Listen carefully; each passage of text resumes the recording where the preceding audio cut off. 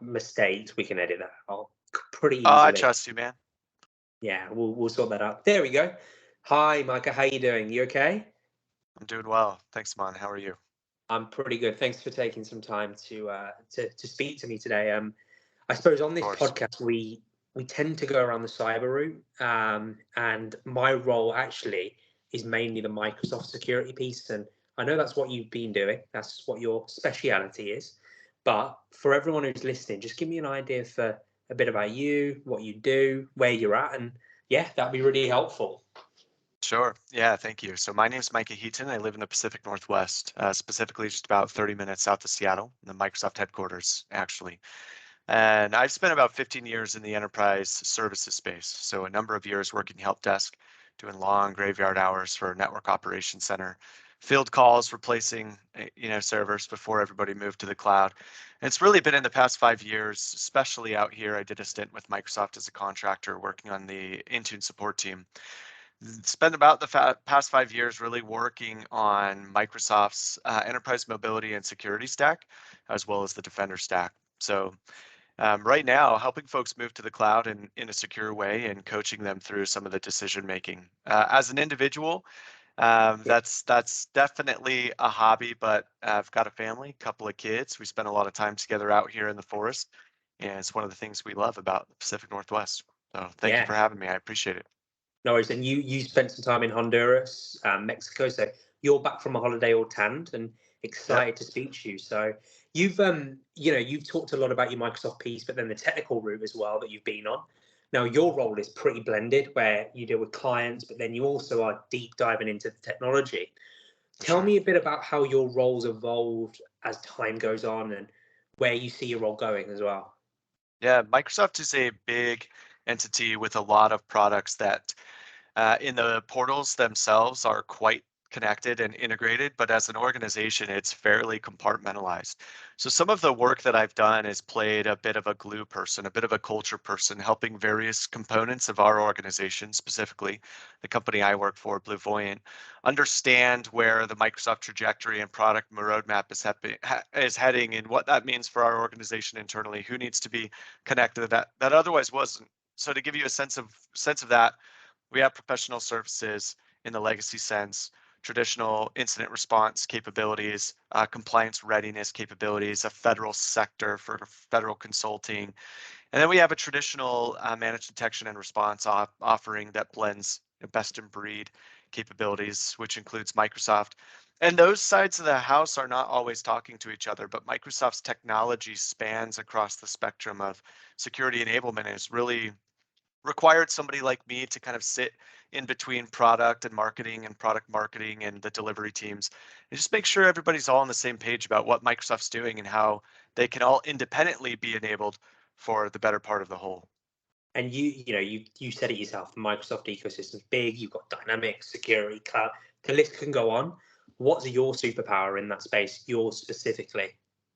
Yeah, my background historically was in device management, the end user compute side. Is the end user compute situation solvent? Is the user base dealing with something that could be solved by a centralized management control plane, or do you have your IT staff walking around, sitting in front of the user's computer and trying to troubleshoot a problem?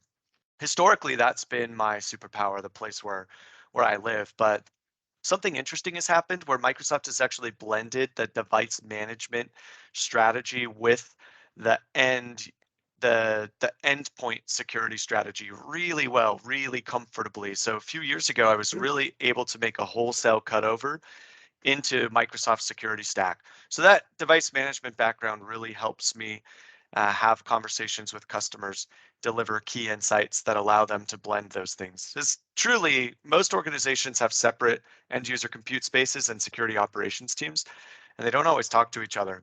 So my superpower has, with in front of customers, has followed my personal professional track in that moving from device management into endpoint security enables me to have conversations with both hemispheres of customer organizations and get them having conversations. And it's something that requires a little bit of tact, not to say that they're agnostic, hemispheres, but that compartmentalization is traditionally there for a reason so they can make decisions in a silo. And my superpower is knocking those silos down, man. I like it. And you've obviously worked very much client side, internal side, building the teams. But let's look at the macro environment now. And a topical conversation now is the Microsoft layoffs, right? Everyone's talking about it and what's been going on across the world regarding tech in general. But the Yeah. security space, I read an article. The security space for Microsoft booming. You know, the revenues are at a record high. I think 33%. How has that affected, your business, your own, I suppose, business unit as well in terms of growth and what you're offering to customers?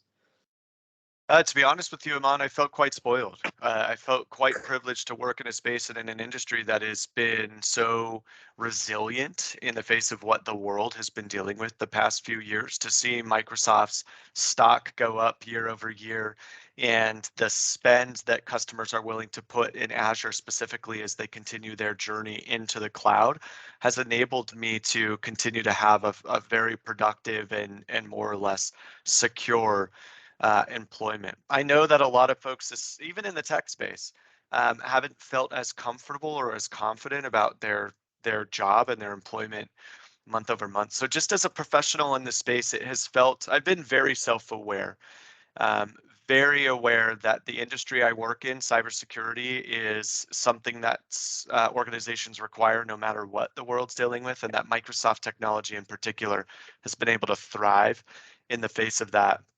It's something that I think about a lot and I'm pretty open with customers about.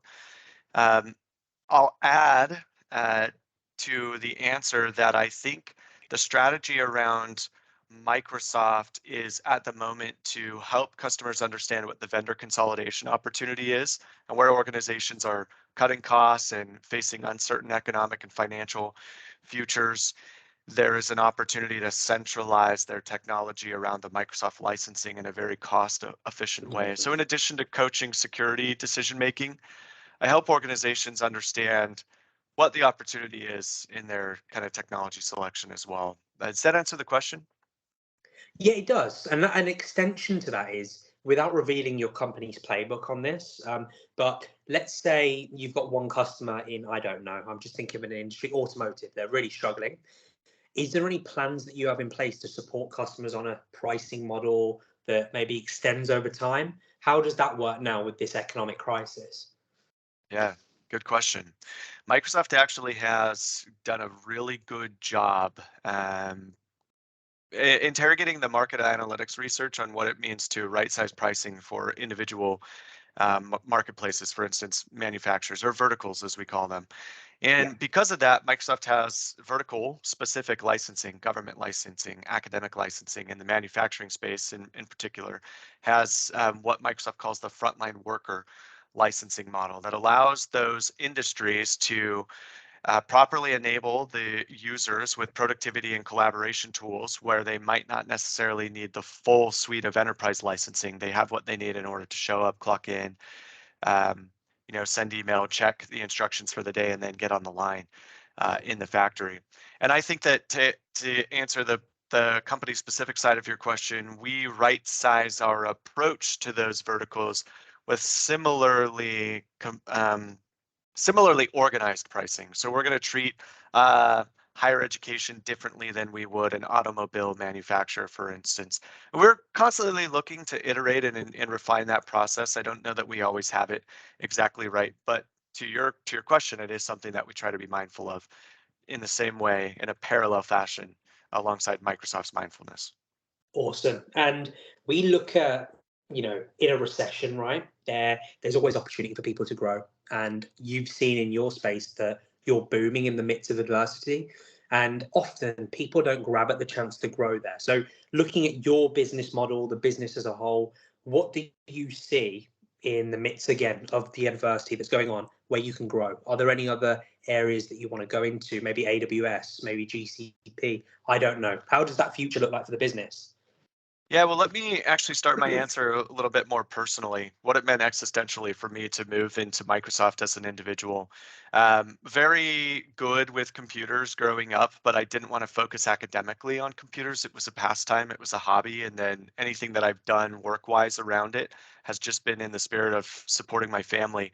But after working help desk for so many years and taking escalation support calls at 2 in the morning, sometimes, and staying on a bridge for 24 hours. I felt like I needed to make a change personally to kind of up level. But if I could have a moment of kind of transparency and honesty here, and help whomever might be on a similar journey where they're looking to get off the frontline support desk, there is actually a lot of stock at the moment placed in Microsoft education and certifications in particular. So before I was in the Pacific Northwest, I actually lived with my family in Utah. And when I first moved to the Seattle area, I was trying to figure out where to work. My wife had an opportunity that she was chasing, and I was in this whole new metro mecca that is Seattle, where Amazon is, where Microsoft is, where Blue Origin is, right? Nintendo, Pokemon, a lot of Yeah. big name companies are all centered out here, and even Google has a support office out here. And I was just like, what do I got to do to enter this space and start building out credentials as an architect? So I took a support job at Microsoft, taking calls, doing tickets, running chats, and managing customer premier support contracts on behalf of Microsoft. But before a year was up, I had turned my attention to getting security certifications. And a couple of years later, I had 9 or so certs in the space, device management certs and Microsoft security certifications, M365 administration, Azure security administration. And that opened up a lot of opportunity that I wasn't expecting. As an individual who changed goals at university 3 different times, from pre-law to business communications to digital comms, suddenly the whole of my professional outlook really shifted when I realized that my ability to translate end user compute issues into high level architect conversations with organizations don't just fix individual problems. Let's resolve the overall policy making for government risk and compliance for your entire organization was really surprising. I felt like I had that capability, man, but I wasn't aware that organizations were going to trust me as much as they did, and I was able to just kind of build the past 5 years or so on that. Now, that being said, we can, to the latter part of your question, we can't as an organization ignore that there's more than Microsoft. So while we use the Microsoft technology as a sort of base operations, we do ingest AWS, we do ingest GCP. I haven't personally taken the time to really build my own administrative skill set in those environments, but I do help organizations understand what the cost of doing business with all of those cloud technologies is, and how to get them talking to each other in a meaningful way, at least in terms of the monitoring service that we provide. So while I wouldn't stand up an AWS environment from scratch, I can certainly help organizations interrogate the cost and also move their AWS signals into the Microsoft monitoring apparatus if they need to. But I'd love Awesome. to get better, man. Always got to improve, right?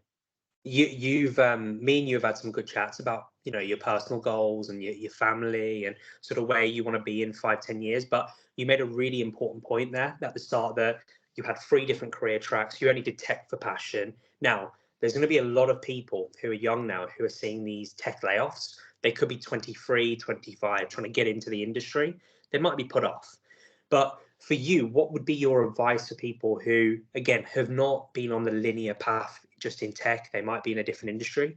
When they come into the industry now in support jobs like yourself, what's the one piece of advice you'd give them to get to a position like yours now?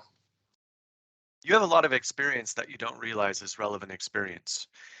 So in my particular case, I didn't exactly know what having done tens of thousands of support tickets over a decade plus of enterprise industry experience meant that I was qualified in a number of ways to have high level architecture conversations with customers, even though I wasn't necessarily skilled or a subject matter expert or practitioner in any one of the things that I was consulting against. So my first response, and I want everybody that might be listening that's just wondering, what should I do with my future and how can I better kind of shore up and future proof my professional decisions, is you have a lot of experience that you don't know you have. And it's hard to see that when you're looking at a job description online and you're wondering if you should apply for it or not, and it says you need 15 years of this, that, and the other thing. And the reality is the organizations are probably looking for some subject matter expertise against those things.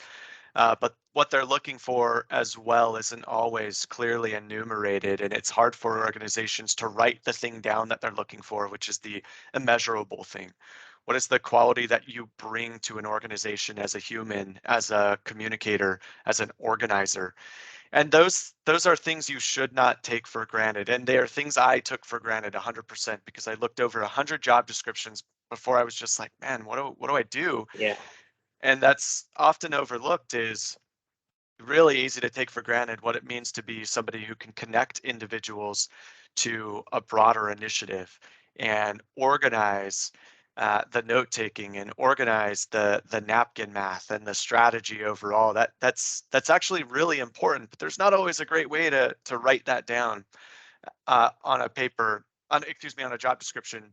And then to more succinctly answer your question, Microsoft Security, for me, I've been so successful because even though I don't have a master's degree in cybersecurity and I don't have, 20 years of cybersecurity experience, Microsoft's actually really young in the cybersecurity space, especially the Correct. cloud security space, very young.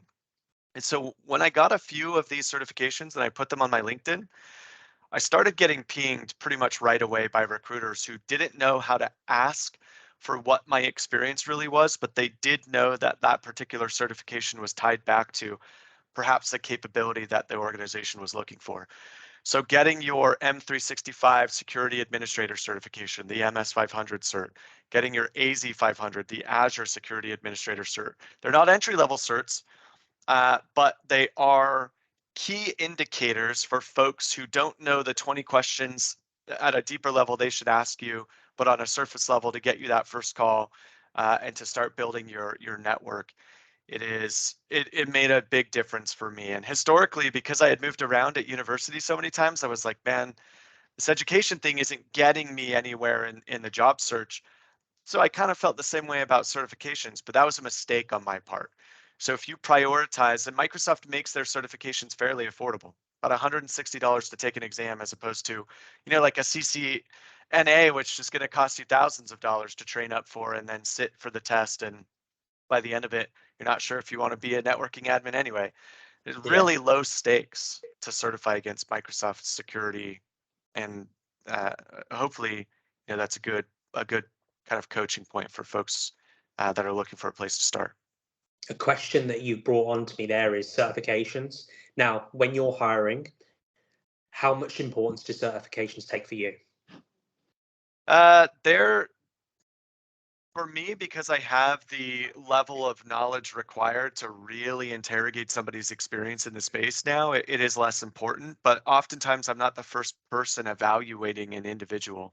It will be a recruiter, or will be someone in our HR department that maybe can't ask the second or third order level deep question that they need to in order to properly vet someone's knowledge. So by the time a candidate gets to me, I might cruise through the resumes and just pick folks off the heap, and they may have a certification, but more I'm looking for them to demonstrate that they have practical communication experience with customers. So the certs are important to get in the door and have the conversations you need to with the subject matter experts, Right. but I'd say it's important for sure. Yeah, to get your foot in the door, and then after that, it's all about your skills, right? Now, we Absolutely. talked a lot about your past, the different industries, the different degrees that you've been on. What's the future for Micah? I think the window for Microsoft security is pretty wide, but I think folks have really caught on to it now. So when I started, I remember exactly where I was. I was working at my job just after Microsoft. I was working in that Intune space. I was helping organizations drive results against their device management strategy. And I remember talking to one of our security architects who represented the entire catalog of our organization's business, everything but Microsoft security. And so we had all of these folks who were hired to drive results in sales against Trend Micro and against all the other security vendors in the space except for Microsoft. They didn't take it very seriously. And I remember in this moment, they came to me and said, hey, I've got a customer that wants to know about this particular component of their Microsoft investment. Do you think you can talk to them about it? That wasn't necessarily my job to drive the sale. I was an engineer deploying actual Yeah. solutions, right? But they asked me to come talk to their customer in a pre-sales way, and I was just like, man, this is it. That's it. We need to just move completely over into Microsoft security because customers are going to start coming online and recognize that they can shift away from their traditional security strategy and consolidate in the Microsoft tech stack. So the reason that's an answer to your question, Aman, is because I think that Microsoft security is here to stay, and Microsoft is firing up some managed services of their own to compete in the space. To compete with some of their technology competition in the marketplace, some of the competitors that they have for Defender for Endpoint, for instance, like CrowdStrike and SentinelOne and Carbon Black. CrowdStrike offers a managed service, and so Microsoft is building a managed service of their own in order to compete with that in the space. So as Microsoft continues to get exposure by various organizations like Forrester and Gartner, the opportunity for folks like myself will only continue to grow. I appreciate an opportunity to lead initiatives around Microsoft technology that right-size solutions for customers. So I think I'll be here for the next 3 to 5 years, certainly, Yeah. working on kind of cool approaches to helping customers understand and evaluate the value of their Microsoft investments and whether or not they need a service partner like myself. Microsoft's still got a nice shine on it too, man, when it comes to the security side. Like it hasn't been around long enough for everybody to hate it yet. So Correct. they're the young upstart. Everybody loves all the new Microsoft security tech, but I'll be here for 5 years, man. And after that, uh, I'm probably going to have to, along the way, expand my knowledge to the other clouds because Google can't be far behind, man. They've got the same things Microsoft does. They own an operating system in Chrome OS. They own a productivity and collaboration platform in G Suite. The identity side they're working on, they're going to build out similar capabilities, and there might be an opportunity for me to embrace those. Growth, growth, growth. That's what I'm hearing for you. That's all that sort of matters for you directly. And to switch it on, and I've never had this before, but offline, you said you had a question or two for me. What Yeah, can I help absolutely. you with? I've seen something from you, Iman, that's been surprising, and I'm surprised that I'm surprised by it. Only that I just don't see more of it from recruiters. But as an individual that's striving in your own way, I've seen that you've offered a lot of kind of consultative advice, strategic advice for young recruiters as well. And I've talked to a lot of recruiters, man, and most of the recruiters that I've talked to work for a shop.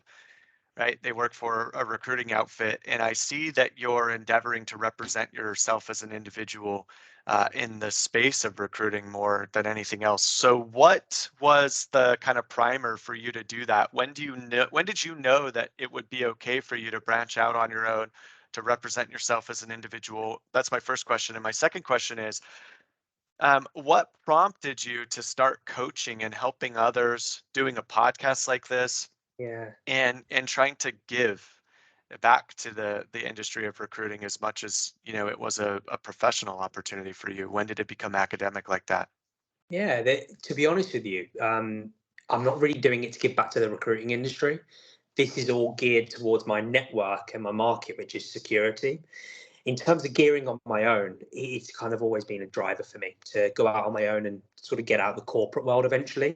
I'm still part of that corporate world and everyone knows who I'm around. They know that I want to go on my own, do my own business.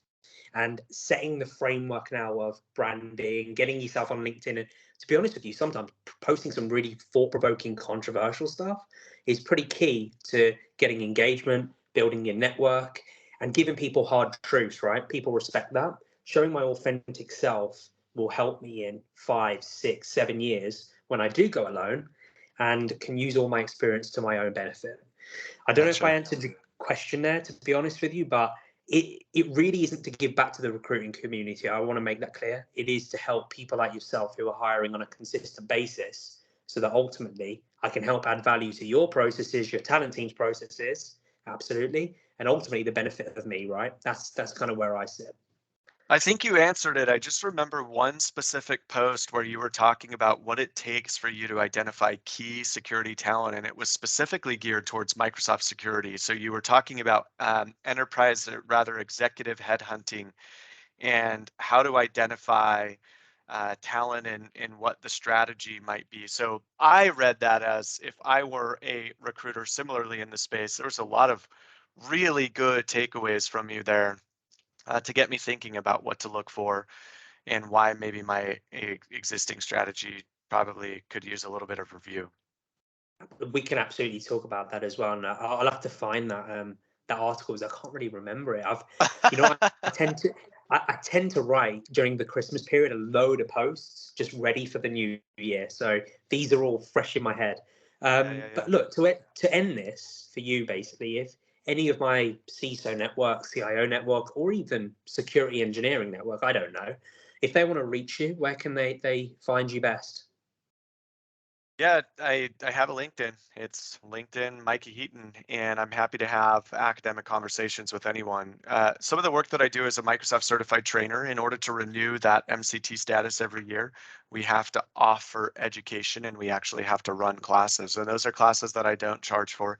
Those are classes that I just run in the spirit of renewing that certification. And that's a designation that I care about. Um, so if you're interested in just getting a basic sense of what it is that you have at your disposal and how to use it better, I'm an excellent candidate to talk with you about that. But I also like talking to folks who are young in the space.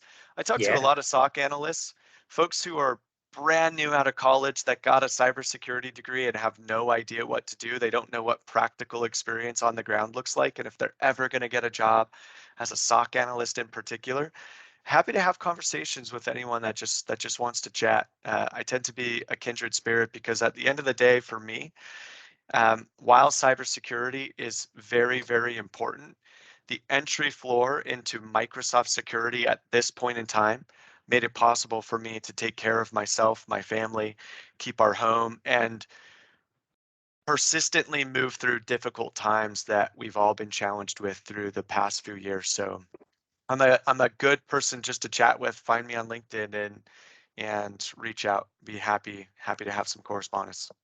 I'm gonna intro you to a guy I know, and we'll do that after this call. But that's really helpful. Thank you very much for your time. Sure, thanks, Amon. Appreciate that. We'll Cheers. keep an eye on you, man. Thank you. That was good. That was. Let me stop the recording. Bear with. That was amazing.